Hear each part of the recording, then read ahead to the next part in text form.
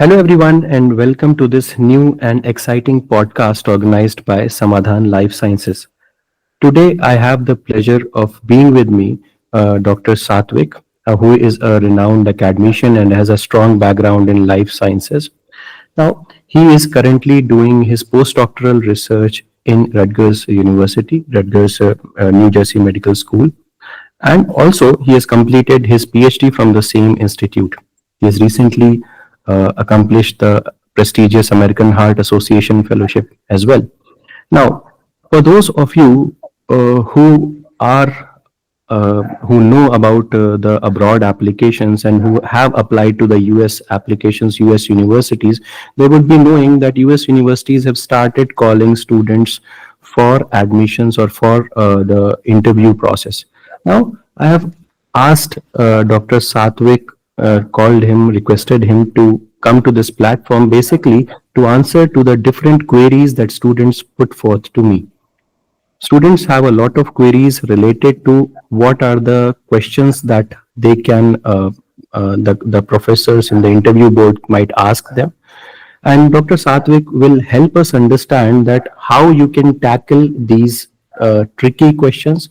These questions are simple, yet they might have a complicated answer.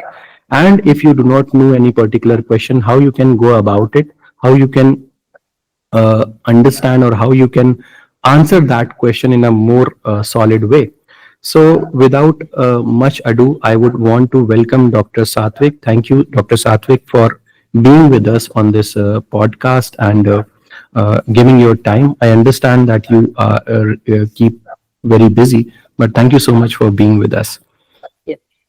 Thank you very much for this opportunity because it's always good to share your own experiences because you have gone through a tough course and hope the young ones who are right now diving in are at least alerted. Like not everyone gets the best guidance, I would say, and at times guidance is very crucial to move ahead in at least such careers. Yes, Yeah. truly said, Dr. Satvik.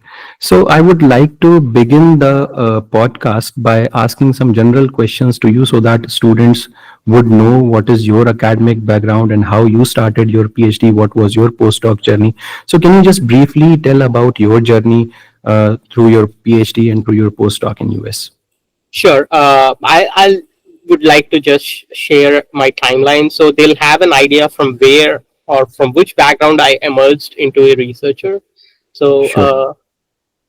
maybe I'll share. Yeah. Can you see it? Uh, yes. Yeah. The screen. So yeah. Yes, now it's visible. Basically, from the schooling, I was more into science. I was a science enthusiast. Like doing experiments was always cool, kind of sort. But however, due to Indian scenario, like it's either the engineer or the doctor profession, I turned out to be a dentist based on my merit set. So, but however, even after joining dentistry, I tried to keep attending multiple conferences, which have always been like has given me some idea on what are the latest updates that are happening. And then before directly jumping in, like I can first thing I can say, I directly applied for a PhD, but simultaneously I wanted to check whether I'll be a good fit for research, like because not every profession is not everyone's cup of tea. So maybe like they are two different set of things. Then I started doing as a guest researcher at CCMB. I was lucky to be in one of the most prestigious institutes of India. And however, at that point, with that experience, I applied for PhD, but I got rejected. As in US, the PhD cycle starts 1 year ahead. So by the time I got to know, like I missed the master's cycle that particular year, so I had to wait for the next cycle. So it almost gave me like a year and a half to 2 years gap between my undergrad and my master's entry. Then I started my master's where I had to learn everything from the basics because research is like learning again ABCD. Like from the alphabets, I had to begin learning it. and therefore I tried to do as much as possible. I did literally 3 rotations during my masters because I was very eagerly trying to assimilate as much knowledge as possible, so I'll be ready for the PhD transition. As I mentioned, I was in oral biology, but however, during my entire career in US, like either from masters or PhD, I never touched oral biology. The reason why I didn't touch is oral biology is what I'm having a background in. And I felt like the most studied research is cancer. And usually, cancer applications are then later updated or applied in cardiac or neuroscience. And the last one that comes in to existence is oral biology because it's of least importance. So then I moved learning more into cardiovascular research. And luckily, I got into the graduate program in the same school at Rutgers. Did almost 6.5 years of PhD. Yeah, this is one thing I will later state in about why it took that long and what are the other reasons. And then, due to other family constraints, I had to stay in the same university for a postdoc. And as Dr. Neelab has mentioned, I recently acquired the American Heart Association fellowship. Yeah, this is my fourth time. I tried twice during my pre-doc, however, it didn't go through. The first try in the postdoc didn't go through, and luckily I got it on the second. Usually, fellowships or any of these are not completely merit basis. There are a lot of other factors that come into existence. So I would suggest, like, don't give up if you are truly focusing on a career goal. So keep trying till you get succeed. So basically, Okay. this is what I can state about my career journey so far. And hopefully, Okay. in the future, I'm planning to move to the next phase of academic career. I'm more into academic. I want to have my own lab where I can train more of physician scientists. That's my long-term goal. Dr. Satvik, you mentioned that you had a. I would just jump to another question over Yeah, here. sure. So you said that you had a BDS degree. You were more into the medical sciences. Many students ask me, sir, suppose I have studied. I was interested in a different subject in masters. Can I jump to a different subject in PhD? Would the professors agree to that? Would I be selected if I do such thing? What do you think about that? See, for anything, you need to have a prerequisites. If you can do something to show that you are really interested and trying to gain it, for example, the good thing with you is, I think diversification is slowly happening in India, but it is on a very slower state. Like, as giving my own thing nowadays, I see a lot more BDS students who are trying to do molecular medicine or in MTech or something like that, where they're streaming out. See, there are two reasons why you want to stream out. Either your stream is saturated, or maybe you're not happy with what you're doing and you want to have a better satisfaction. So maybe you have to deal with, like, for example, I did a master's now. So I had gained all the laboratory techniques during my master's. Till then, as a BDS student, the hardly things I know are like the physiology slides where you make a smear of the blood, or maybe some Benedict's test or something with the biochemistry. Other than that, you're not exposed to PCRs, not exposed to Westerns. So these are the things you need to move ahead, which I gained during my master's. So at times, because I studied these subjects theoretically during bachelor's, it's easy because at least I have some idea. But if you want to jump to computer science, you can do it. But maybe doing some language certifications, it would help. Because Okay. thereby you can say or potentiate your profile to that particular aspect. Maybe doing such prerequisites or certificate courses will get you a master's. That should be easy. But trying directly for a PhD, maybe an experience certificate would be more reliable. Or if you can get some publication in some data analysis, doing some bioinformatics or something, it would be easier. But directly getting into a bioinformatics through masters would be easier rather than a PhD. Yes, thank you for answering this. Many students ask me this question, sir. I have ecology as my master's. If I want to jump into molecular biology, how would that be done? Would the professors be open to that or not? So, See, thank you for when answering this. Yeah. you're writing an email to any professor, Mhm. you're writing to a stranger, and the first impression you create should be the best, because you're not going to talk to that person again. So you have to make sure, don't cook up stories, show your real enthusiasm, and each email you write to a professor should be tailored only to that professor. Yes. Why only him? uh, like his research. So you have to spend at least some time to go through his research, tailor down why I like his lab than any other lab. If you try to just copy paste, they are having experience of 20, 30 years. They can easily make it out. Yes. So, Yes. yeah. Yeah. Thank you, Dr. Satvik. Now, coming to the next question, generally students have a perception that PhD abroad will take lesser time than PhD in India. So, how much time do you think that a PhD in US would take, and what is included in this PhD? For example, in India we go through coursework of 1 year. Is that the same in US also? And how is the admission in US universities possible? Could you explain that? So the thing is, the timeline is pretty like different from lab to lab.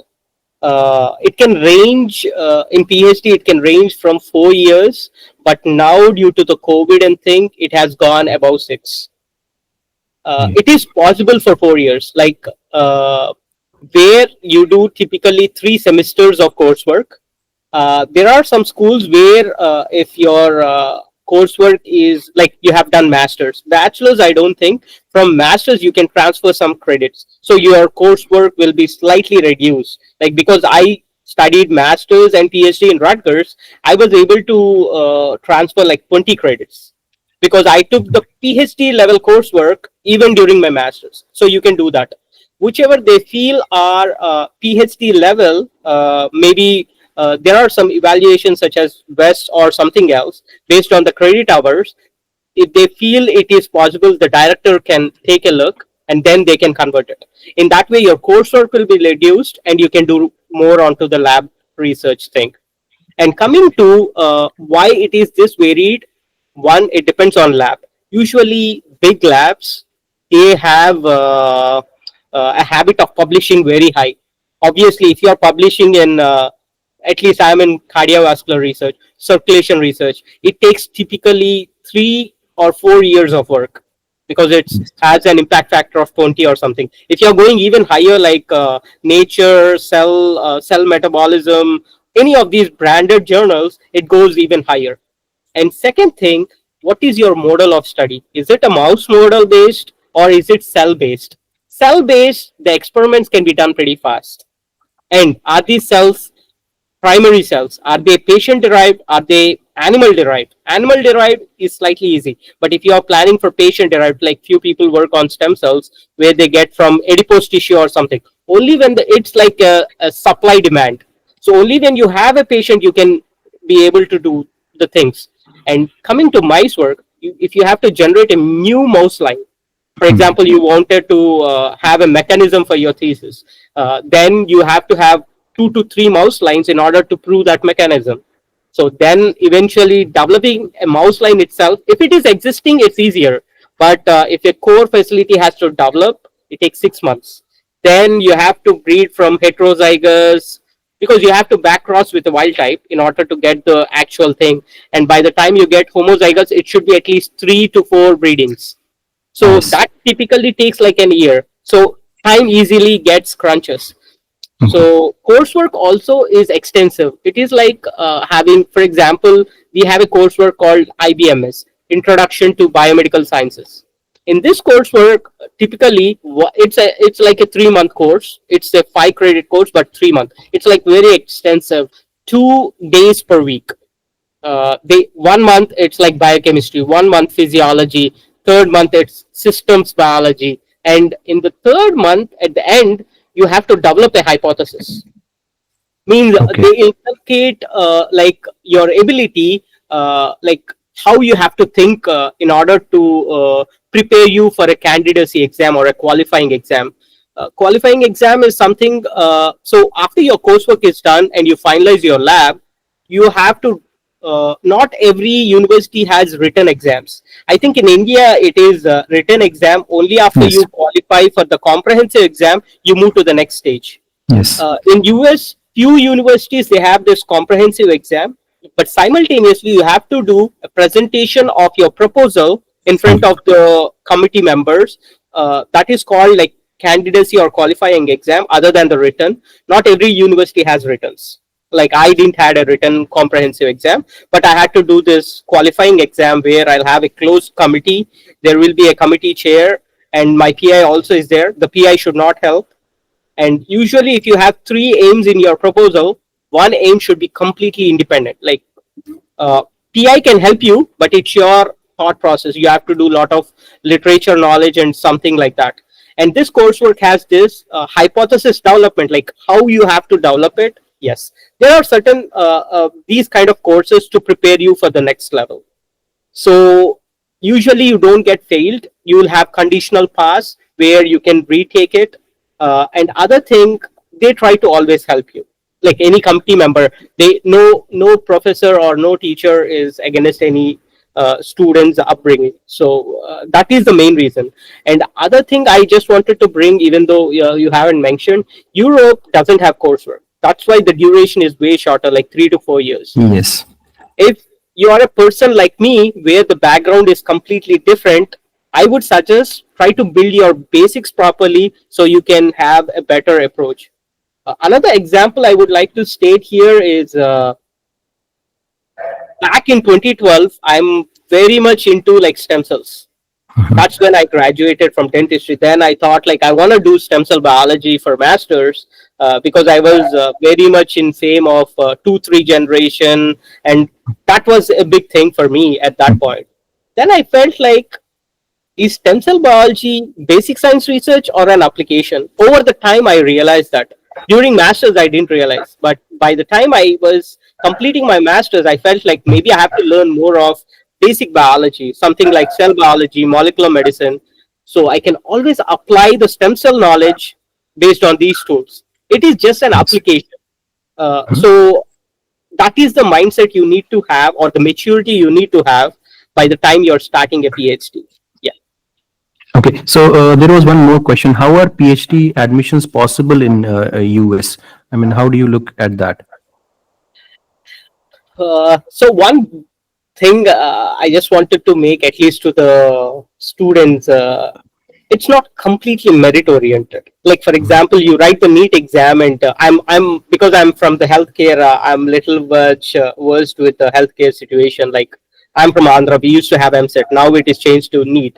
So if I get 10th rank in like a pool of 1 lakh, I'll have an option to look for the best government institute or best thing. Here, the things are slightly different. It's not purely just the merit. There are other factors. They look for, do you have some leadership skills, like how are your communicative skills, have you participated in any other extracurricular activities, because they want to have all the possible avenues, even though your focus is mainly research, but how good are you going to be part of the lab, how is the lab harmony being affected because of you, or what is the school going to be benefited with you. These are the things, and Okay, the so letter of recommendation. basically I wanted to ask up basically, do you apply to a particular professor or you go to the grad school? Oh, What is the sorry about process here? that. That in that So way? there are majorly, sorry about that for my misunderstanding. So there are basically two types of admissions here in US. So one is university based, where you go through the actual process, like you tailor down your personal statement, everything. You show your interest, professors, like you say, like I'm really interested in these few professors or this specific field, and that is the reason I applied for this school. Go through the initial basic process where the basic screening involves just looking for your TOEFL, GRE if recommended, and a few other essential criteria, your GPA, or your education qualifications and something. And then you move to the next level. So the basic level screening is done by someone who is not even a researcher. So the Okay. next, after the basic screening, then there will be some uh, discussion on these applicants need to be called for interview. Mhm. And based on that, you do like 3 lab rotation. Once you get an admit, you get three ability to do 3 lab rotations, then choose which is the best fit. Like both the PI or the professor, PI means professor here, like principal investigator they call. Mhm. So you have to, like, both of have to know each other in the lab environment. Is he a good mentor? Are you a good mentee? Based Mhm. on that, he'll confirm you. Okay. So it's like a trial and error method, like where you try 2 to 3 options and you can select the best. If you get all the three are okay with you, or only a place where the PI confirms or the professor confirms, you do your thesis. That's Okay. one set. And after he confirms, then you do the qualifying exam, start your real thesis. Okay. Which Yeah. so from there it starts the thesis life. So they call it like PhD student, PhD candidate. So only Okay. after the qualifying exam you confirm, you change your title. Title. You Yes. can't Yes. call Yes. that. And there are another where university doesn't play a big role. If PI has funds and he is really ready, or he'll really like you sent a cold email, or you saw a Twitter notification saying the PI I have openings, and you write him an email and he really likes your profile, then he can get you an admit. He'll Okay. say like I can provide you a reference saying that I really like your profile, and then you can apply to the school. They'll have the basic admission process, and then you Mhm. do the PhD in that lab. So it is Oh, either prefixed or postfixed. okay. Got that. Yeah. So, since many students are going through the interviews now, can you tell us that what are the key qualities that universities look for during the interview process? So, as I mentioned, the first process or the screening is the basic criteria. They look for multiple things. Have you done the personal statement in a possible, or have you used some AI? Now, because of AI, people here have plagiarism softwares to detect things. Like, for example, in an exam, if you're copying just from a website, it can detect it based on the matching of any available data. So these are the things I would suggest not to get into, because use your own language. At time, too much hi-fi might confuse, like Mhm. using verbose, like too strong synonyms. That is one Mhm. mistake when people try to, because not everyone is a native speaker. Even, Mhm. for example, I hardly understand at times the language people use here, Mhm. because they use cinematic language. At times they have such things which we are not, like, you not everyone watches the web series here, not everyone watches the football or basketball here, so the conversations go in multiple directions. So Okay. don't try to be adding a synonym just because it's fancy word.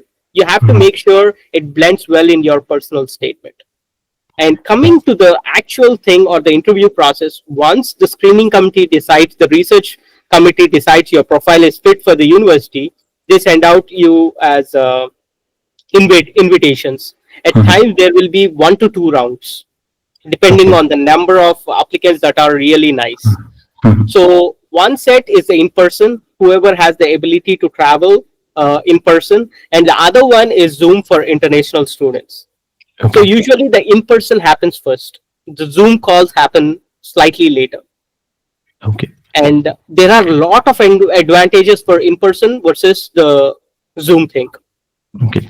When you are in person, I'm trying to like mix up few things in advance itself, because once I start a topic, I try to keep moving ahead. Maybe you can cut down, like, so that you can save it for later. Uh, Mhm. as the universities mainly look for is the student or the applicant ready for doing a PhD? Why I state it is, a person should be mature enough, mature in the sense he should know what a PhD really is, because there are some casualties in the sense something negatives. I meant as a casualty, like after 2 to 3 years, I know students who have dropped out because they could not take the stress levels of doing a PhD. and they move out with a master's. Okay. Few do it intentionally, few do it because they can't take the stress level and they say like, done, I don't want a PhD and I want to move out. Because after this rigorous training, nobody wants this, because they spent, you are paid technically here. Like during Mm, the coursework, you are paid a stipend, and after the coursework, you are paid from the grant. Grant mm, are like nothing but the taxpayers' money. So mm. when this kind of investment is done, people don't want someone who can't take the stress. That is one of Right. the most critical factor I would feel is important, or you should show. It is upon you how you present yourself. Mhm. This is like marketing yourself. Like if you want to Okay. sell a product, you go to a customer or a stranger by knocking a door and you ask to Mm. buy. You have to represent in the best possible way so that you get him think, yeah, maybe I have to buy it right away. Yeah, He so should true. not go for a second thought, like maybe let me think of later, means you're rejected kind of in the first thought. At least in the marketing, he can keep trying it, but it is an Yes. immediate thing. But here, if you miss one cycle, the next cycle again is one more year later. Few schools have rolling admission, which is Mhm. like in the spring as well as in the fall. But you should Mhm. not. You should have like extraordinary experience, and the PI really wants you. Then he Okay. can change the rules slightly, saying that I need the student and I have a vacancy in my lab, so I'll take him. Okay. Yeah. So now going into the depth of the interview preparation, because this session particularly is about interview preparation. So how can a student best prepare for technical questions related to their research background? So technical, so always I like there are few PIs or professors who want to really grill the student. They will ask for the minute details. Oh, say me this protocol, how you do a Western. Mhm. So you need not mention about the molarity of a solvent or molarity of a component. You can give a basic idea, like in a Western, it is mainly STS stage, like you denature the proteins. So Mhm. you have to have the conceptual knowledge, like how it Mhm. is done. Because I can like shadowing. I don't think if you're or you might be aware of shadowing means Yeah. like you try to volunteer, just like seeing what the other person is doing. You might not Yeah. have an hands-on experience. So Yes. how will a person differentiate? And theoretically also, you see the same steps. Yes. Unless until you apply, you don't know how to troubleshoot the things. Yes. So PIs are having ton of experience, so Mhm. they can easily make out whether you have knowledge superficially or in-depth knowledge. So Mhm. asking you, like for example, your Western didn't work, what could be the possibilities? Then your theoretical knowledge won't work all the ways. You need to Okay. know the actual technique to say him that. So these kind of aspects you can be tested if the person really wants to know what techniques you are in. And Okay. as I mentioned, like sorry, I also wanted to state is like for example, you have a publication. Mhm. This is what my PhD mentor said me, like what he looks as an interviewer.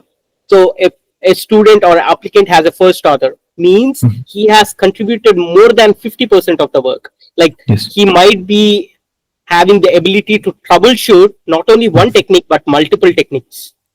Maybe Okay. he is also involved in writing, Mhm.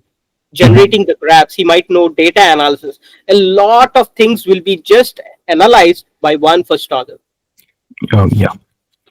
Yes. So if you are a second author, maybe it is little less, but you might know at least multiple techniques like Western, qPCR, maybe two of them, Yes. compared to the first author who knows little bit more than you.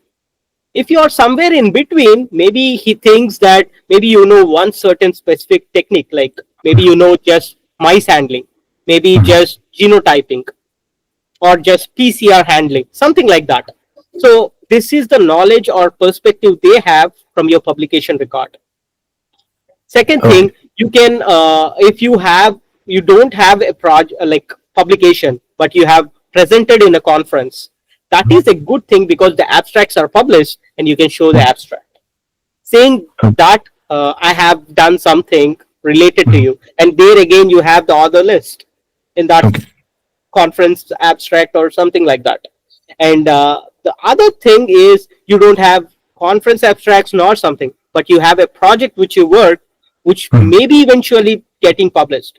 Because one thing even the professors know is, for example, only 50% of the work is done. People Yeah. don't want to show it in any conference because it can get scooped. What Hmm. do you mean by scooping? Is like using your data and trying to do a miniature work of it and publish it. So you lose Yeah. the novelty of your big project which you hold on. So in Hmm. that cases, professors don't like to present it in any of the national meetings because it is a possibility that others can take the idea. It- Yeah. so even they are aware of it or the drawbacks of it. So you can show your project in like a poster. So make a Hmm. small poster of your presentation. If you are coming in person, use it as a paper copy Hmm. where you can clearly explain. Make sure the pictures are big enough and highlight the work or technique you did it. Don't Okay. try to state something you just shadowed and you want to like pretend Yes. that you know the technique. Because Hmm. if they try to touch your technical aspect, then you might be hidden down. So don't ever give an opportunity of what you don't know. Yeah. Okay. Instead, I would suggest accept it politely, stating that, yeah, I'm not aware of it, but I'm Hmm. interested in looking into it. Yes. Something like that. And here I can give my own personal example, like the defense phase, like which is a Hmm. pass or fail thing I Hmm. mentioned earlier. Uh, I gave a pretty good presentation for 30 35 minutes, and the first two questions were like for example, a protein which is usually in mitochondria. I Hmm. used that as a control for mitochondrial associated membranes, like MAMs. And then Hmm. they asked, this is a mitochondrial protein. Why do you think it's in the map? Which I never thought. I was Hmm. using just as a reference protein in my graph. Yes. So unless until you are clear about it, don't mention Hmm. it. But I Yes. was lucky that they tried to make me. What could be the reasons why its position is different? Hmm. It's simple logic. At that time, you're saturated, right? Yes. You completely blank off. But I was fortunate where the professor helped me that, yeah, what will cause a protein to change its location? It's post Hmm. translational modification or the targeting Hmm. sequence, something like that. Yes. So they made me say it out. So it was positive. What if Yeah. they didn't, like, oh, he doesn't even know a simple thing why he is using that Yes. Yes. technique Yes. or Understand. that protein. So these are the minute things which might slip off in tension. So I would Yes. be very, very careful. If you don't know, try to cut it down there. Yes. Trying to answer something, then it loops to something else and it ends in a failure. It's one of the Yes. biggest mistake we try to do it. It's okay Hmm. because they know that you're a small master student. You just Yes. completed your bachelor's or master's. So they Hmm. know your potential. So don't try to bluff something pretending that you know everything. Okay, yeah, Yeah, got yeah, that. yeah. So, yeah, next question is, many students ask me that whenever they are applying to a particular lab, how important it is to be well versed in the recent publications about the lab or about their area itself when they are applying to a particular field. So I'll give you 2 points here. One, when you're applying or when you get an interview date, you have an option to select whom you want to get interviewed with or Okay. whom you are interested in. At least to my knowledge from my university, they try to match at least one person because of the schedule and other things, how many students asked. It's hard to get everyone being on your schedule, on the applicant's schedule. So if you get at least one, make sure you read about all the three PIs. Because so I'm a cardiac researcher, but a Mhm. neuroscience PI is interviewing me. He might not understand. So try to adjust to his tone because you get to know the names at least couple of days before. Okay. So you have to tailor down to his knowledge. And yeah, you can explain completely of your project of cardiac maybe, but he's a neuroscience person. You have to at the end state like an open-ended statement, like, yeah, but however my experience was in cardiac, but however I'm open to other fields like I'm happy to know about your research because it's the same cell biology but in different prospects of diseases. And Yes. I'm happy to know about your research. This is one of the question you need to ask or give time so the PI states about his research, and then if you can ask more questions, that's where they try to get your enthusiasm. Yes. Uh, Thank you my for answering this, because Yeah, many students say that if someone from a different background ends up in your panel, then how can you tackle that? So, yes, I'll give you one more thing. One more thing which I feel is essential. Maybe it is little far off, but like already the stage has passed. For example, when you're applying for PhD in a school, why are you applying for this school? Is one of the yes, yes, biggest thing. So you have to always support it. When you have only one professor of interest in a school, I would suggest don't apply or put like a high effort on it, because what if the professor doesn't have a position? What if the professor doesn't have a funding situation? Means yes, you're done there. Like your application is killed there itself because yes, you don't have any other answer to support. Always yes. focus on institutes where you have 2 to 3 professors of your interest. One, Okay, and these professors, are they having active labs? How will okay, you know if a professor has active lab? Like how we have CSIR in India, we have NIH. NIH has a database where if you type a PI's name, it is called Reporter, NIH Reporter website. If you type the PI's name, he'll get what all grants he got earlier and what is his current funding this year. So in that way you can see, like, and you can see his lab website, because nowadays everyone has Twitter account, lab pages. You can see the current members, how many people are there, and you can estimate, okay, will he have funding for me or not? Is there a tagline in the page stating open for new PhD or postdocs? Some kind of this means yeah, it's a positive sign. If none of these you are seeing, which is the other way to find it out is their publication record. Go to NIH, type his name, see the number of papers the professor is a corresponding author. If his name is corresponding author, his name should be the last. yes, What is the use of it? Means if he has money only, he'll be able to publish. definitely. So that is the things which we are not aware as a PhD student, like prayer, prospective PhD student. These are the things you need to know. So Okay, you got an admit, but there is no professor of your interest. What's the use of getting an admit? You yes, have to do somewhere where it is not of your satisfaction, yes, and it is not a month or a 2 month or a year. You have to spend there for 3 4 years with that kind of a stress in your you don't feel like working great because you won't be happy at that yes, situation. So this is one of the key thing you need to know. okay, So when you're doing that, you can prayerly approach a PI saying, "See, I have written this, so I'm very much interested because it things in my perspective or field of interest. So I'm really want to like join your lab, and I'm also planning to apply your school." You can set this email way before your interview date. You can send out a cold email. Another thing you can do is a LinkedIn request, but okay, one big suggestion, don't just blindly send out a LinkedIn connect. Try to, like, not everyone gets the premium account, I do understand, but there is an option when you open it on a browser to add a note. yes, Means you can introduce yourself, I am so and so. Like, I get ton of requests, but I keep saying, see, try to change this at least in the next phase, because why the hell should I spare time to connect to you with who are you? Half of them don't have a profile picture. Half of them don't even list their proper educational qualifications. Even if I have to see your profile and see whether you will, like, what's the point of me accepting you? Just an increase in my followers? No, that is not the thing which I am looking for. So yeah, make sure you write a crisp and short. Don't write like pages, even for an email. Try to be crisp because they don't have that time.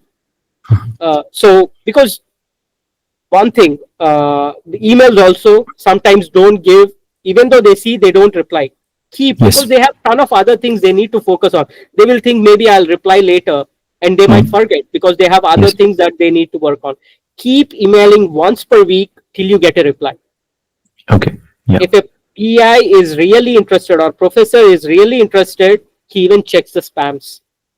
Trust me. Oh. Yes. uh, when I was interested for PhD, I applied for Wisconsin. I was a big interest in stem cells, right? I Yeah. applied to a Nobel laureates lab. Okay. Do you And expect then a did reply? you get a, did you get a reply? So, like, I was happiest when he replied. The answer may be no, because he's no more having an active lab or a functional lab. But he replied. See, means they do check your emails. It's the Yes. way you tailor them. That's it. And Okay. okay, write an email. The maximum is either you get a response, maybe positive or negative. It's okay. Positive, it's well and good. Negative, it's okay. At least you Yes. got some response. You didn't get a response, it's okay. It's just some time you have, or effort you put in, because you are eagerly interested in their research. So make Yes. sure you write a very good email or a very good note. And Okay. why I said this email will be beneficial is, so luckily, he was of your interest and he was on your interview schedule. He didn't respond. You can start a conversation stating that, Doctor, I am very much interested and have even emailed you. Maybe you might be very busy, but however, I am very fortunate that I got to interact with Yes. you. I wanted to know more about your research. Yes. So, Yes. two Yes. things. Uh, you have to create an opportunity to talk about yourself, and simultaneously don't overtalk. Give even Yeah. the professor to like bring their entities or their research. You should ask, because you have to show that as an enthusiasm, like, yes, I am eagerly interested in research. That is the biggest thing the professor looks for. One, are Okay. you really eligible for a PhD, like your maturity levels? And two, do you have that enthusiasm? What is Okay. driving you for a PhD? Yeah, go ahead. Yes. Yeah. So the next question is, do professors expect students to have a clear research proposal at the interview stage? Because in general, when you are applying from India, generally students have not thought so deeply about that. So what is your opinion on that? See, so that's what I can say you. Like, I was a bachelor's, right? Yeah. No research experience. Masters Yes. I did. I was very enthusiastic, but enthusiastic people lack focus. So I was jumping here and there, this project to that project. If this doesn't work, I used to move to the next one. That was the thing I was in. And at that point, other things which they look is patience. What your skills about troubleshooting. This is one thing probably I forgot to mention earlier. Like, as a BDS student, I had a different perspective, because it's a 5 year course, and I have already dealt with clinical patients, where I have addressed their questions, queries with lot of patients. I thought that I had a lot of things that have developed, which are essential for a PhD. And other thing is differential diagnosis. Like, for example, if you have a lesion or a disease, a doctor should think in multiple directions to see what kind of disease this is.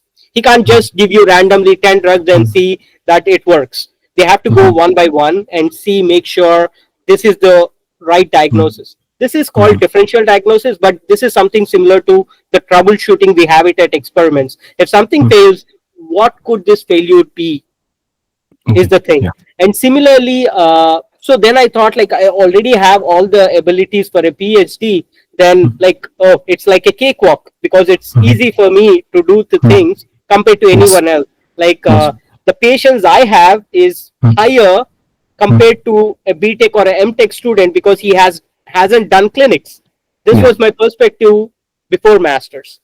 Trust me, after masters, I felt PhD is like doing 2 to 3 times the same coursework you have done during the entire BDS journey.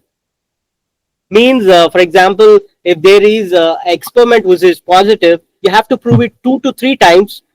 Why you need to do 2 to 3 times? If somebody else also does the experiment, it should be the same data. Yes. Because based on this, research, the next mechanism is being coming into Yes. existence. Based on Yes. that, drugs come in, and finally they are going to hit patients. You can't do Hmm. something messy here, so it's Yes. going to hit in the long term. So you Hmm. need that kind of a patience. So Yes. people or professors look for such things, Okay. because research proposal, it is like, what to say. I'll give you another thing. You can't expect a kid to know everything, right? Yes. True. Similarly, a master student is like that. He is being trained. The PhD is a journey where you are trying to become more independent researcher. Hmm. So not everyone has the ability. For example, a person did bachelor's and directly wanted to do a PhD because he already gained some research experience. His maturity level might be little less, but his techniques experimental will support that thing. Got Yes. it? He might not have an ability to do a research proposal. Hmm. Few people who will have the ability, I'll give you an example, like who has done bachelor's, then master's, and Hmm. worked as a research associate. Already they have some independent skills that are developed. Those Yes. people have little higher chance. So when you Okay. go to a big lab, these people usually aim for big labs because it's easy. The big PI or the chair, they don't have time to train you individually. Hmm. This is one thing which I was like, I rotated in a big lab and a small lab. I Hmm. felt maybe I like more supervision under the PI professors, Hmm. more interaction. I can't get that kind of attention in a big lab, Big so I lab. moved to a small lab. Hmm. So these are the things the professor knows. You can't develop a grant. You Hmm. are a new or a juvenile in the field. You are a Yes. small person in the field. You are Hmm. trying to learn what is research. Yes. True. So they don't expect this much, but Okay. technically don't get into details. So you give them an opportunity to grill you. Yes. Yes. Yes. Got that. Another thing I wanted to say, at times things go off the topic. For example, an Indian is interviewing you. Hmm. Got it? Then you will have a casual conversation. Where are you from? How have you been there? So every interview is scheduled for 20 minutes, 25 minutes. Hmm. Sorry. So you are the one, you have to put it back to track. Okay. Don't try to get into deviation, Hmm. because this is what you have to prove yourself. Hmm. Once you lost a minute, it's a lost. You Yes. lost it. True. So you are the one who can put it in a track and out of the track, because you cut the conversation, you move to the next one. True. If you keep dragging it, you're wasting your own time, because the next candidate is ready for their own Hmm. interview. So don't Yes. waste your time. This is one thing which we have to always think.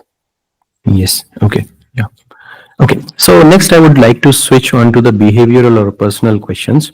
So mostly students ask me that generally the first question that they face in the interview is how a student should introduce themselves in an interview. So what according to you is an ideal introductory sentence or ideal introduction?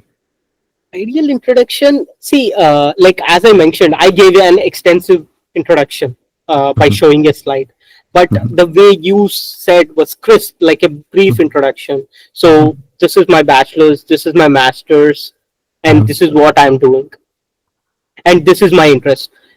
Try to Mhm. cut it down. You don't have all day to talk to API. Like Yes, for true. example, now I'm interacting you for an hour or so, Mhm. so I Mhm. have a lot of time where I don't mind going little above. Here Mhm. everything should be crisp. Yes, yes. For example, during your masters, you were a social media in charge for your school thing. That doesn't have anything to this, right? You Yes, can mention it as a leadership skill or a communication skill, but don't yes. drag it too much. Okay, okay. Make sure you tailor it more towards your aspect. Like for example, I did a dental camp in India, Mhm. which I put it on my CV, but it's not required. What will a Okay. dental camp do with a research thing facility? Mhm. You can Yes. say that you can, but how you can state that is, I have the ability to interact with strangers and try to Mhm. get adjusted in the environment. A Yes. professor looks for that. For example, you got interviewed by your favorite professor. You want to Mhm. really impress him. Mhm. The two things, a professor looks technically, how good is he? Like, does he have the real experience he stated? Mhm. Two, is he gonna be a good team member? There is a senior postdoc in the lab. There is a Mhm. super senior in the PhD student in the lab. Will he gonna be gelling well with everyone? Yes. Because lab harmony is the best thing Okay. the Yeah. professor needs to look into. Because if there are quarrels in between, then he has to like keep his mind focusing on how to reduce that rather than working on his grants, which is more Yes. essential to keep the lab moving. Yes. True. So True. I would say that would be the thing. Little on Mhm. experience, little on everything. Don't go too Okay. much. Okay. If they Yeah. ask for your habits or hobbies or something, you can say something tailored towards and something because they want to know how diverse you are also. Yeah. Okay. So Don't the go next too question, yeah. much. Yeah. So the next question that students generally face is, why do you want to pursue a PhD at our university? So this is the second general question that is asked. So what do you think Yeah, about that? as I mentioned, make sure you know the technologies that the institute provides. Mhm. Because for example, everyone can say like, yeah, because yours is the best university. No, that's not the case. They know themselves, right, what they are good for and what they are not good for. For example, Rutgers, it is known for infectious diseases. They have Mhm. really big team for infectious disease, like tuberculosis and few other things, public health related sectors. Mhm. So you go to Georgia, like some like Emory University, they Mhm. have CDC next to them. That is the Mhm. reason why I came to your university, because they have ton of samples they can get from the CDC. Yes. Infectious, it's going to be really hard to get into that school. That's the reason. Mhm. Name the top-notch professors you are really interested. See, Yes. these researchers are in your institute. That is the reason why I applied. You have to tailor down. You have to be very focused. And when you're talking about a professor, you should be sure shot to know most of the things he is doing currently Okay. Yeah. About his research and everything. about his research, even though that person is not interviewing you, Yes. because uh, XPI might know about the YPI you are interested in. And Yes. Yes. there is a thin line. Even though you say these are the three researchers you are interested in, you have to be very open ended. You should Yes. not cut down. You have to Yes. give the other PI, XPI also an opportunity to talk, say about Mhm. his research, and Mhm. show your research interest. So, Yes. as I mentioned earlier, you will be given the names at least a day or two before. So, look into this person's interest also. Then, Okay. if you can connect both the links, then tailor down. Yes. Yes. Okay. True. I mean, And I just wanted don't to send ask an this that, email yeah. after you get your interviewers list, because then it's Okay. like you are trying to cook up some stories. Yes. It's true. Yeah, It's true. I wanted to ask this because if you are talking to a third PI, third scientist about a second scientist, then he might feel offended about that, that offended. this guy So is you have not. to be really careful. You have to say, because of my background, I felt Yes. this is really interesting. But Mhm. however, I am open to newer fields and mention Yes. that person's field. So you're satisfying, trying to satisfy Both. both. Yes. So, True. because if a university is not committing you for a PI before, means you have an opportunity to try 2 to 3 rotations. So True. then you can state these things. Means you are already done some homework, are aware of Mhm. such rotation Mhm. format, and Mhm. why you are doing a rotation. I want to know more Okay. about the lab, more about the techniques, and more Mhm. about the lab harmony. Yes. True. Is the PI or the mentor guiding everyone good? Is he biased? You will get to know in 3 months. You Yes. have to Yes. spend Yes. time. So yeah. Okay. Yeah. So the third question that generally is asked is, why should we select you, or what makes you a good fit for this program? So how do you answer that? One thing I will start, like every person, like at least 75 to 80 percentage of the people, uh, you do demotivate yourself, or you feel that you are less than others. Yes. This is a feeling every human has. Mhm. So first thing you should come out of this. So you don't have a publications. You just have a project experience of 6 months. Mhm. How can I be the best applicant with just this? You have to think in it. You have to show that confidence. I Okay. have all these skills. So that's why I am eligible. You Mhm. should be confident with your statements. Never feel low about yourself. Don't have low esteem here. Mhm. If you are not promoting yourself, who else will promote you? Yes, He's true. not your mom, dad, or your sibling to push you or keep you like, yeah, he's a very good student. He does really well. If you Mhm. don't have these, then you have to try to look for aspects which they are looking for, like something like I said, patience development, troubleshooting, or maturity. Like you are Mhm. ready for a PhD, like you are aware of these set of things, how you can prepare for them, how you can counteract, like Mhm. how you have approached various professors.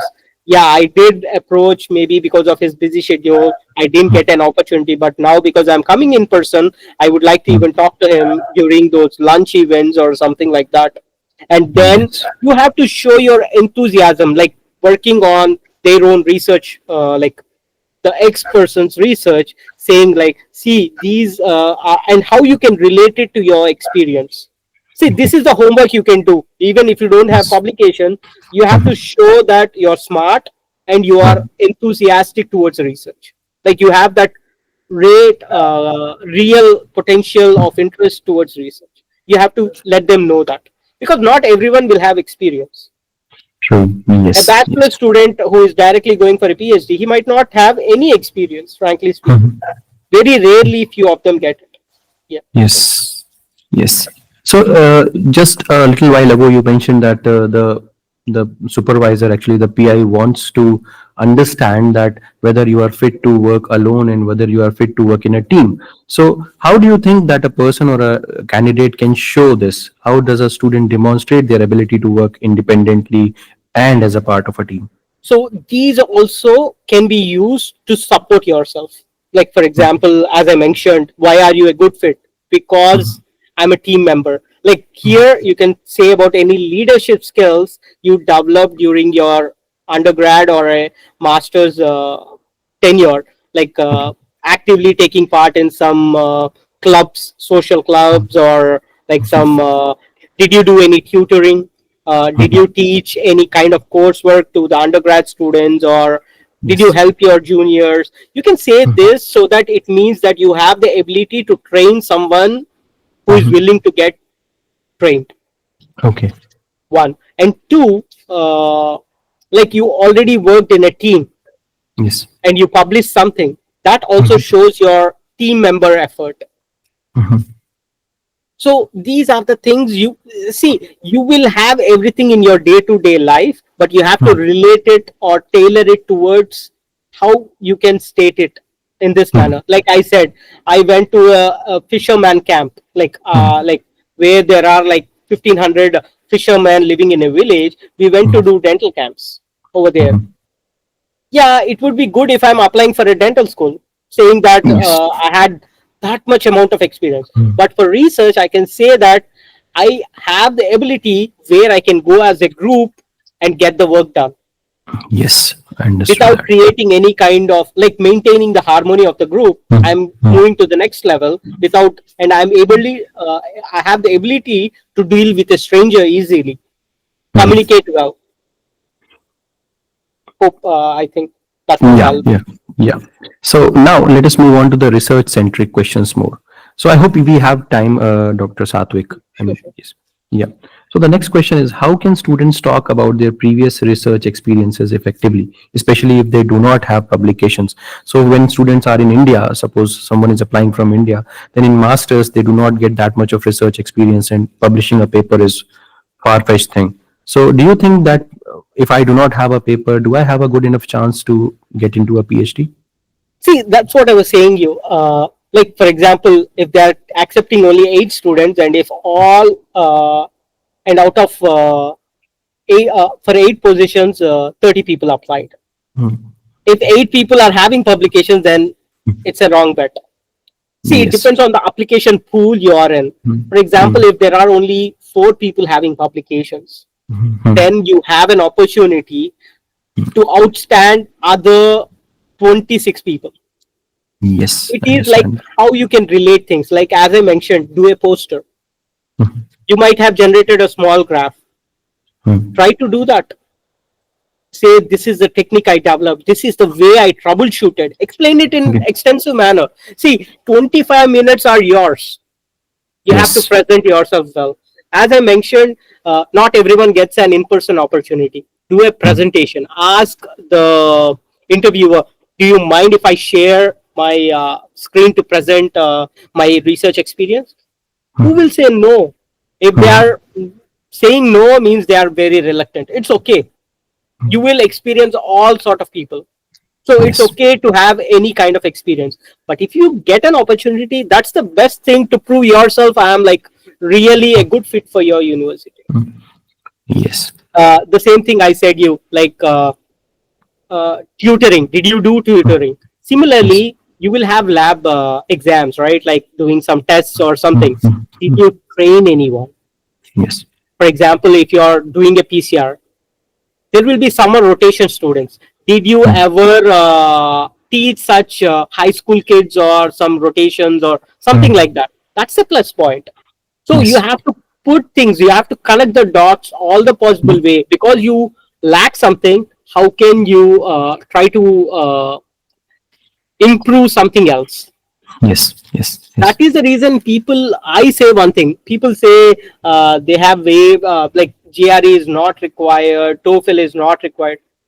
Yes, it is not required, but did they say that uh, if you give, they won't accept it? No, they will take the scores. So Yes. you have a lower GPA. How can you Mhm. prove that you had some issue then and you were not able to do the coursework Mhm. at that point? You have to show something else. Do a Yes. GRE, score like 320 or 325 out of 340, you are done. Say that, see, I have merit. Maybe due to some personal family issues or health issues, I was not able to, or maybe due to the exam stress, I was too young to go over, I had a break. So you will have an explanation to back up. So Yes. this is how you have to support yourself. You should be confident enough. Even if Mhm. you have a break, you should be confident enough to state it. Yeah, this is the reason for it. But now I have been like mature enough to take it, and I have done GRE in order to prove myself. I have done a Yes. coursework or a certification. I got a really good grade recently, showing my Mhm. effort towards it. Yeah. Yes. So yeah, moving on to the next question. So initial part of this podcast, you said that during your interview you had the first two questions that you could not answer. So many a times professors ask such questions that the students might not be able to answer. How do you think that a student should approach that question? Should he just be saying sorry, I do not know this, or is there any other particular way? Yeah, yeah. Like as I mentioned earlier, not only Hmm. for technical questions, for anything, like you have minimal knowledge, I would say, like maybe I have to look into it. Yeah. You are not completely aware of it, or at Hmm. this point, I don't have much knowledge into it, but I'm Hmm. eagerly interested in working into it. Okay. Something like open ended, like you are not Yes. completely closed. No, I have to do only stem cells, and in stem cells also I want to do only hematopoietic stem cells, or I Hmm. want to focus only on cancer. And in cancer, it's a generalized, like there will be ton of cancers, but no, Hmm. I want to do only oral cancer. In oral Hmm. also specific disease, Hmm. that one you can do later in your life. You have to Yes. be slightly open, like because Mhm. not everyone has an opportunity in Mhm. their lab, like because Yes. not everyone has funding. Mhm. Yes. So the next question that I would want to move on to is, generally scientists also ask, PIs generally also ask that what are your future research interests. So if you are not very well about aware about that, then how can you go about this? Yeah, this one is similar to like the career goals, I would say, Yeah. research interest. Because, for example, as I mentioned, initially Mhm. my interest was Mhm. stem cell, but now Yeah. I'm in cardiac. And in Mhm. cardiac also, I'm mainly focusing on metabolism. Like I am Yes. mitochondria centric. Like this Mhm. happened since my master's. There will be Mhm. one striking thing that keeps changing your career path. Mhm. So that's the thing I would say. Like you can, if you have something, it's good to state, but Mm. Always make it open ended at the end. Don't be that I'm gonna do only this. Yes, yes, So yes. when I was doing, after doing, as I said, mitochondria was my interest, right? Mhm. I wanted to do work on acetyl CoA. Okay. It is a Yeah. very key entity because it Mm. can determine whether a cell has to go under glycolysis or fatty acid oxidation. I'm not sure how Yes. much you are well versed with No, no, I understand that. metabolic. Yeah. Yeah, Mm. so it is very important. Then Mhm. I was looking for professors who work on acetyl CoA. I got one professor in Pittsburgh University, and he doesn't Mhm. have funding. What should I do? Not apply? Yes, I So understand that. you have to have little broader at PhD level. Mhm. After PhD, next comes postdoc. Then your aspect gets little narrower. And as a Mhm. PI, you focus on one particular mechanism or something or a disease or something like that. That's Mhm. when you get more and more detail. Don't try Mhm. to have a closed Mhm. eyes at the first shot at a PhD level, because you should be Okay. open for techniques. PhD, I feel, is mainly where you learn how to develop hypotheses and Mhm. how to learn techniques. Postdoc is Okay. a place where you train as an independent researcher to the next level, but how you're going to apply the techniques you learned into a project, Okay. developing your own project. That's the Yes. transition phase. You can't directly jump from one to one. You can One if to one. you're exceptional. There are people who are exceptional, but simultaneously, yeah. Yes. You Now got it. coming on to a little bit of a practical concerns. Now many students ask me that what should be basically if you're looking into the cultural aspects or etiquette rules when you are giving an interview, what should you wear? What if you are going in person? What should you wear? So can you tell something about that? So I can give a few of the personal examples I came across. Like my master's, my PhD mentor, nor my postdoc mentor, they are too much into the dress code. I Mhm. come in my night pants, but I can't come in the same night pants for an interview, because at least you should be, like, you have to show that you're interested in it. Mhm. I come in night pants to the lab work Lab. not because it's like I'm lazy. It is because I have spilled ton of bleach on my Mhm. dresses and I ruined many. Then I Mhm. got fed up and I over the time I changed it. Mhm. And it's little more comfortable rather than having everything. Like if I have a full sleeve, Mhm. everything might get onto my on the Yes. corners or Sure. the couplings. Yeah. So that's the Mhm. reason. There are something. But for an interview, you're not doing any of that. You Yes. should not be like, you need not have only the suit like a completely professional. You can come in a formal, like where you wear a pant shirt with a tie. It depends. Like I feel Mhm. slightly discomfortable, but having a Mhm. tuck with the shoes, formal shoes, a formal attire should be good. If you come in a jeans or like something, few might still have that old school tradition where they feel that this a interview should be done only in this manner. It's Yeah. slowly changing, but still you have to like respect what it is being done for. Yes. So I Understood would that. suggest go with a formal thing. Give like a firm shake hand. Don't Okay. show the tension in your, because few people have that little kind of a tension. Mhm. Whatever you have in your heart or mind, you can present even in your hands. So Yes. people True. should show that you are confident. A firm shake Mhm. hand does say that it's confident. When I was in Yes. masters, I think a Jewish PhD student, she's a senior. She showed me almost like 6 or 7 handshakes. Oh, I did Like not I know was that were like, possible. because I was not aware of it. Then she said, yeah, they get a lot of. They have their own assessment. Like for example, when a person publishes, I thought like, what is the publication? Definitely a master student can't get a first author publication, right? There might be few exceptional. I'm always talking about the majority. Mhm. So they have a publication. Their name is somewhere in between. Unless until I spoke to my PhD mentor, I didn't knew that this is the way he sees different kinds of positions of the authorships.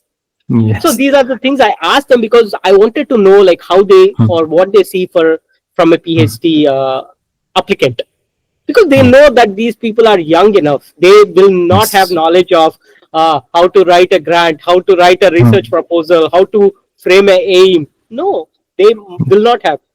They also know that a protocol will be right in front of him and he need not know every mind.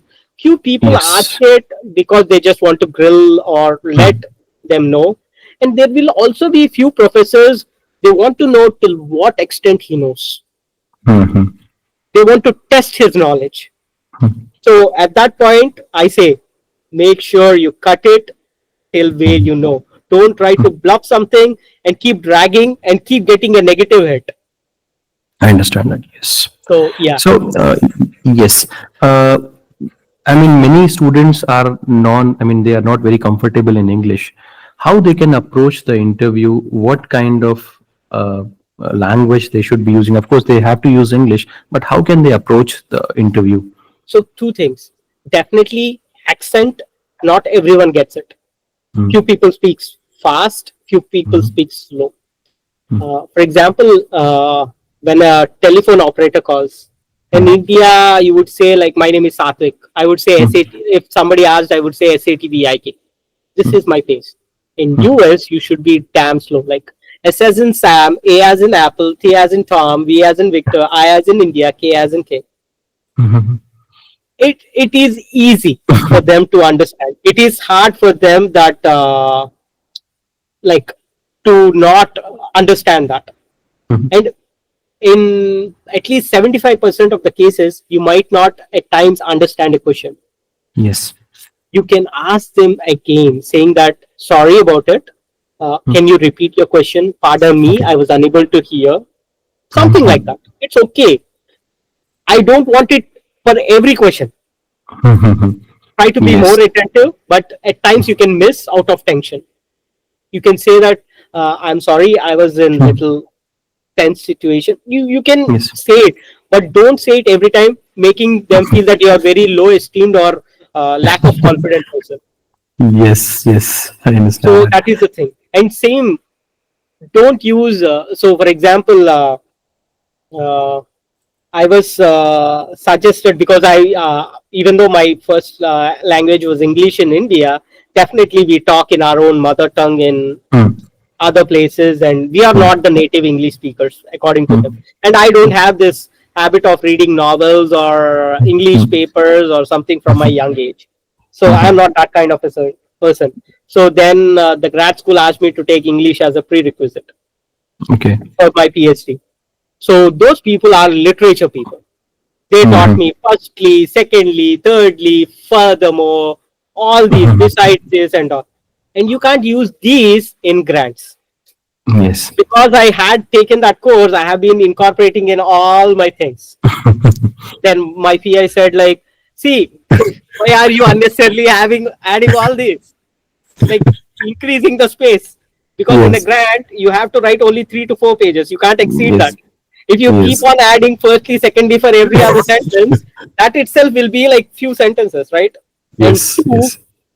for example, I want to use a word. I might not be giving perfect example, but uh, I wanted to use a fancy word, verbose. Mhm. Verbose means nothing but using these Mhm.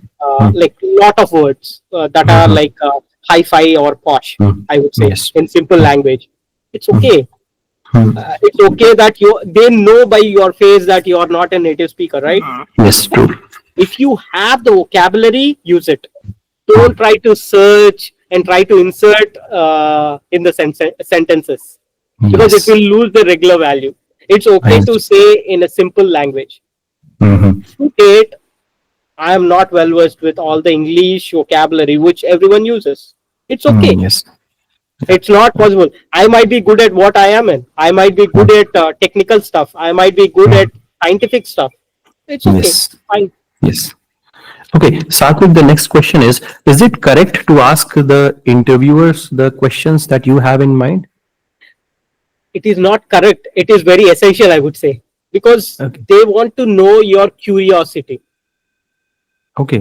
Yeah. You have ton of things to ask. Hmm. What is the stipend structure? Okay. What is the work-life balance? Hmm. Is it mandatory that you have to work all the days? Is it like stipulated time? Do you have vacations? Hmm. What kind of benefits? a student gets here. Uh, Okay. like you can ask these questions even in the grad school. So, Mhm. for example, so in the entire day, you might be interviewed by only three people, but you will be having a tour. You have to interact with the students. At Mhm. times, the directors they get feedback from the students. Okay. How is he? If they Mhm. really like, so you have to talk to them politely, stating that really nice. You're Mhm. giving your time of experiments for us. It's very I'm like it's very nice interacting with you. Thank you very much for your time, because they escort you from one professor to other professor. They Yes. are PhD students. Why should they do? They are Mhm. doing because they are ambassadors of that school. So you have to Mhm. acknowledge their effort. Okay. And Yes. similarly, what is your research? Do you have proper funding? Mhm. Okay. And share more about your research. Like something like that. Okay. Are you looking for really any new positions? If you have seen their Twitter profile, and they posted, Mhm. I did see it, means you did some homework, Yes. you have some Yes. interest. Yes. So Yes. looking for it, like Mhm. how are the things done here, Mhm. like track record of fellowships, what are the Mhm. fellowships I can apply, so what are the Yes. possibilities. If you Mhm. know, means you have done your research. Okay. Like as I Yes. But. mentioned, internationals don't have a lot of fellowships. Mhm. Mhm. Yes. So in that particular field, means it shows some kind. Don't be over enthusiastic, don't be under. Mhm. Try to balance it. Okay. If you Okay. have too much about research, then cut down on the other aspects. How is the Okay. commute? Mhm. If you don't mind, so few people have to start a question in such a way, feel sorry rather than us being harsh. Like, if you don't mind, can you say where do you commute from? Means, do Mhm. you live nearby to the Mhm. campus, or do you live far? How do you Yes. feel the vicinity of the campus is? Is it safe? Do your Mhm. lab members live nearby? Something like that. You have to start. Sorry, I don't know whether it is uh, nice to ask, or I don't know whether you will feel bad. Sorry to Mhm. ask. Okay. Don't feel the other way. This is the Mhm. reason. So maybe saying a sorry kind of thing in ahead will keep Mhm. the things easier. Easier. Right. Right. Yeah. Now let us come to the post-interview process. Since we have discussed a lot about the interview, now post-interview process is what steps should a student take after the interview to leave a positive impression? So the biggest thing, as I mentioned, the interactions. Mhm. So all the day there are multiple rounds of interaction. Mhm. So one during the escort, like for example, if I am escorting a kid or an Mhm. applicant, I would ask like, don't feel nervous. Mhm. Like I know this is a very stressed process. Feel Mhm. free. Mhm. Like if you need some water, I'll get you. So when somebody does that, you also have to acknowledge them. Yes. Yes. Do you mind if I can share, you can share your email address or something like Mhm. that. You need Yes. not ask for a contact, email address should be good. Mhm. Then you can send a thank you note to the student. Okay. And because Okay. you know the professors, their information usually is on the websites. You can Okay. send out a thank you email on the next Mhm. day. Thank you very much for your time, taking time in interviewing me.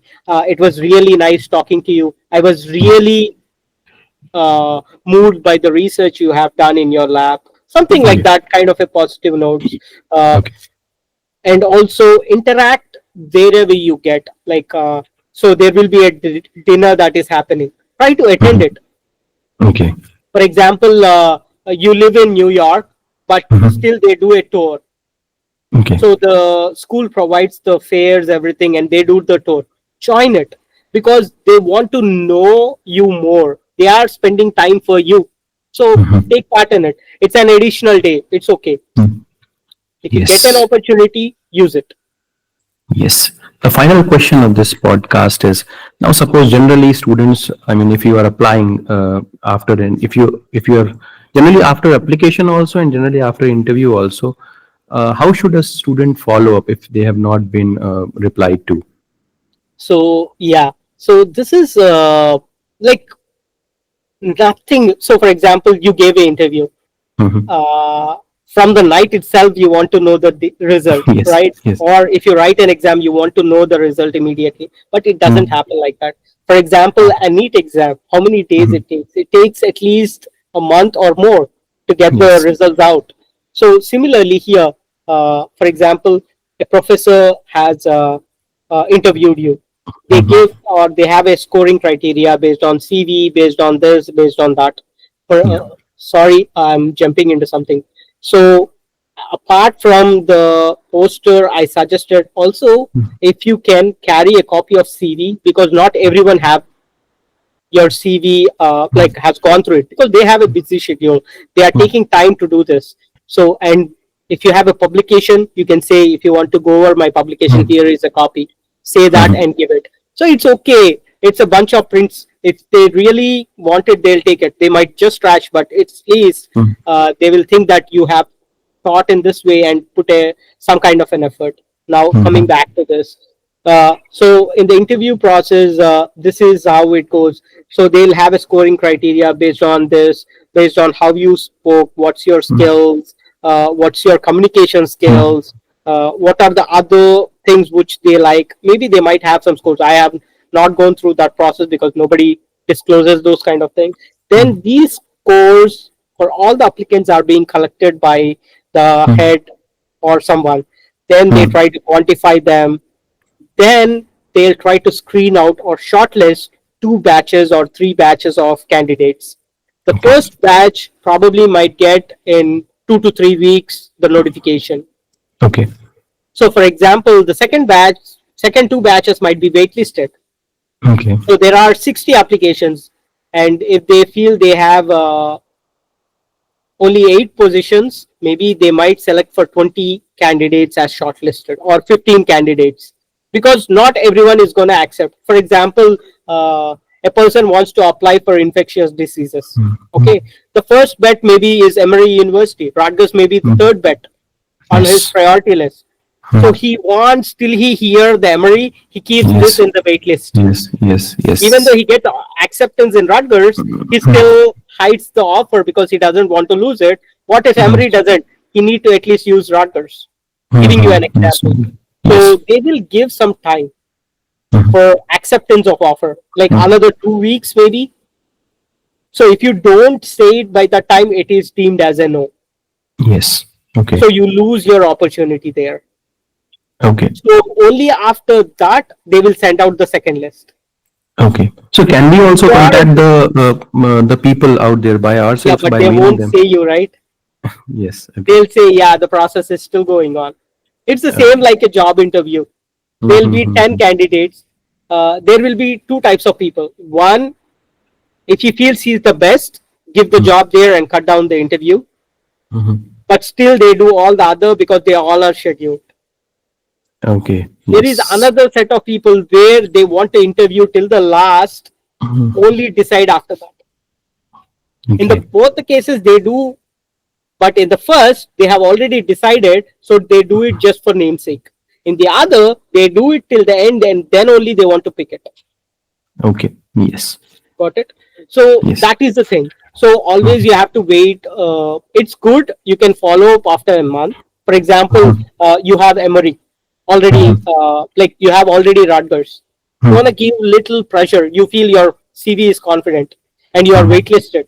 You want to give little pressure on Emory. Say that, Mhm. see, I have already an offer, but I'm Mhm. still Mhm. looking for Emory because that is of my top priority. Means you're Yes. saying I have something in hand, but still I'm waiting for you. So please try to Mhm. make a decision earlier. If they Mhm. really want you, then they'll jump up. So I this understand is that. Yes. like you wanna you wanna like ask them really badly, like you Yes. want to ask them really bad, but simultaneously you want to say that you are the best. That's why I'm waiting for you. Mhm. So Mhm. Mhm. try to absorb me because you will be benefited. Like Yes. that is the thing, you have to state it in a polite manner. Okay. Thank you so much, Dr. Satvik. Yeah, With this, we come to the end of the podcast. I'm really sorry that I asked for 1 hour for you from you, that's and okay. it extended to 1.5 hours. Yeah, at times when you say it, and if you want to give certain examples, like I have to run a Yes, restaurant now. It's yes, slightly late, but yeah, yes.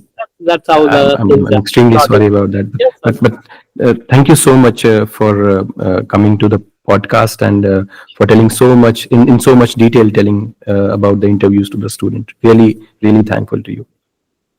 That should be nice.